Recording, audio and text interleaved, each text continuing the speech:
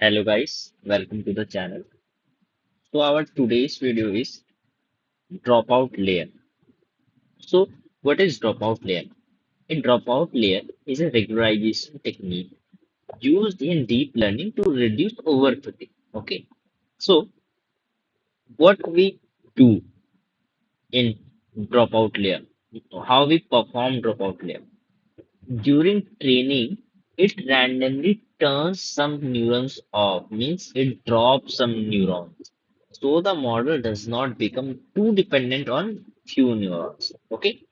So what does randomly drop mean? Means it will randomly drop some neurons. So every training iteration, the model randomly selects neurons to remove. Okay. For example, iteration one, you can see this crossbar. This is dropped neuron. Okay. In iteration one, these two neurons were dropped. In iteration one, these neurons were dropped. Iteration two, these two neurons were dropped.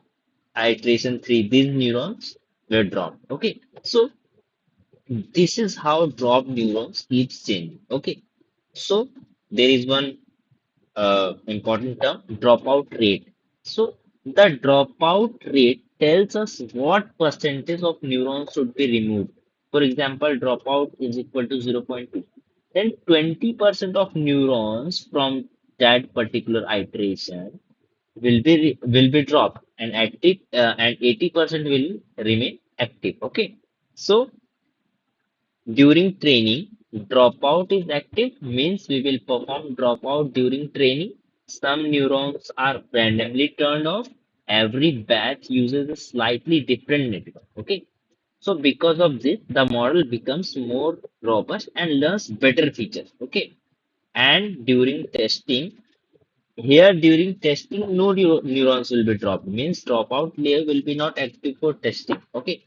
So the complete network will be used. So because why we will not drop the neurons here?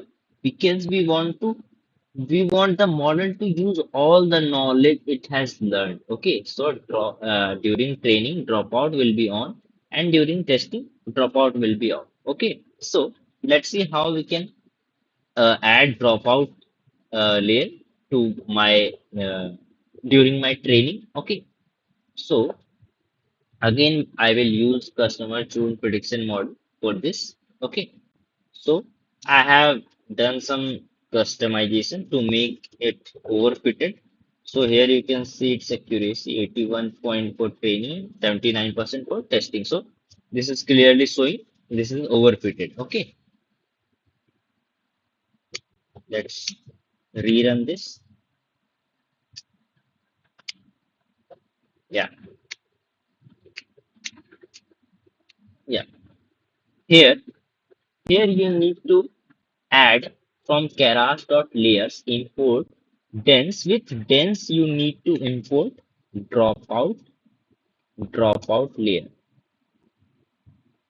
Sorry, dropout, only dropout.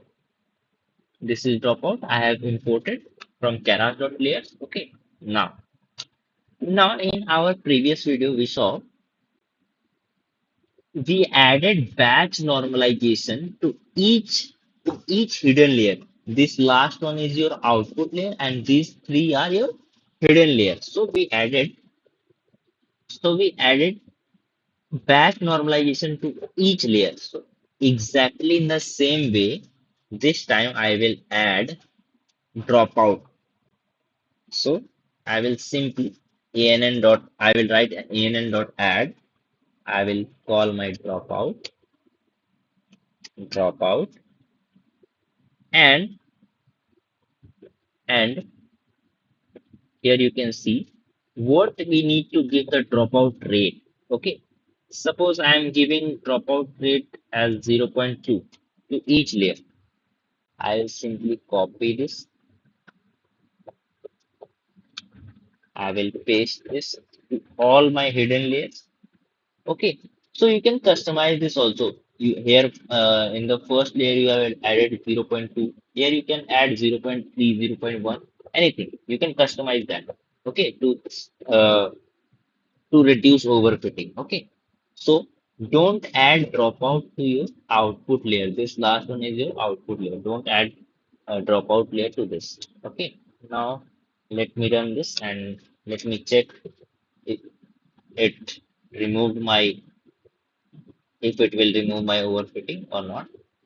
Okay. So it is getting trained. Okay. And then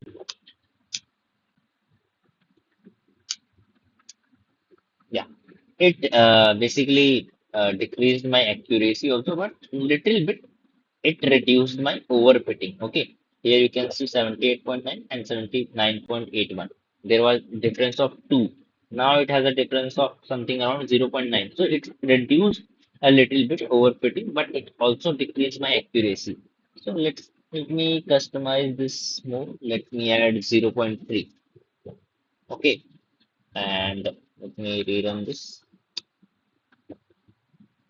Uh, Maybe accuracy decreased because I think I have decreased the quotes also. 10. We can add 50, 30 quotes to increase my accuracy. Okay. So